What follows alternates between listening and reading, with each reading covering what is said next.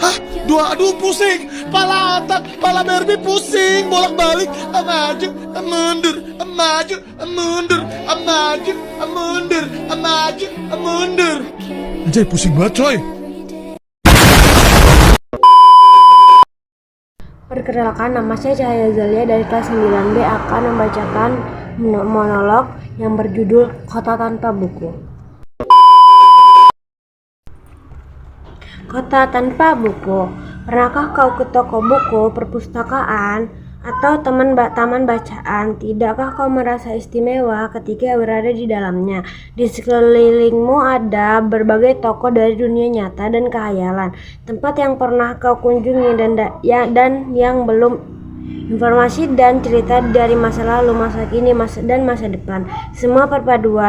Semua berada dalam genggamanmu. Saat berada di antara buku, tidakkah kau merasa menjadi raja dan ratu?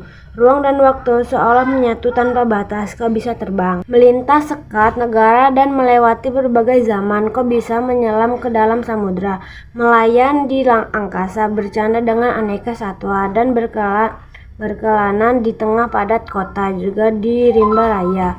Kau tahu, buku adalah jendela dunia, kunci pengetahuan dan pintu wawasan. Muhammad Hatta, sang proklamator, berkata, "Aku rela dipenjara asalkan bersama buku, karena dengan buku aku bebas." Melalui buku, manusia terbebas dari ketidaktahuan. Tempat-tempat yang dipenuhi buku adalah harapan perkembangannya pengetahuan dan wawasan. Apa jadinya jika kota tanpa buku? Pantaskah dia disebut kota? Di kota itu mungkin kabar datang dari sumber lainnya, dari koran, televisi, atau internet. Mungkin informasi dan cerita datang dari cerita nenek moyang, berbagai dongeng-dongeng sebelum tidur. Irama warganya pun tiada beda. Bangun pagi, bertebaran di muka bumi untuk berbagai keperluan untuk kembali pulang siang atau sore harinya. Setelah itu mereka berangkat tidur dan memulai lagi hari berikutnya. Semua berupa di kota itu. Mungkin ada bangunan bernama perpustakaan. Di dalamnya buku-buku berderet dalam rak yang tak berjamah. Tiada tangan meraih dan membuka halaman demi halaman dengan sukacita.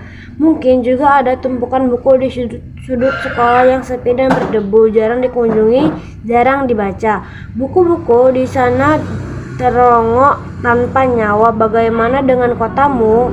Mungkin kau tinggal di tengah kota yang megah atau gang sempit, di desa terpencil, di sisi pesisir, atau di kaki gunung. Adakah perpustakaan, taman bacaan, atau buku di dekat rumahmu?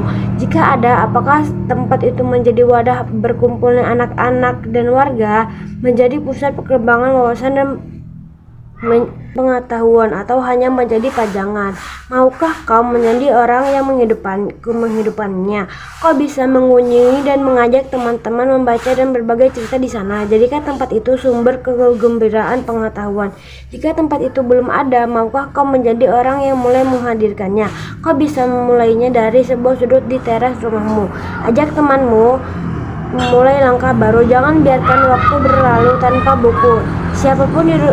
Siapapun dirimu, bersahabatlah dengan buku. Dia akan menjadi teman setiamu sepanjang waktu.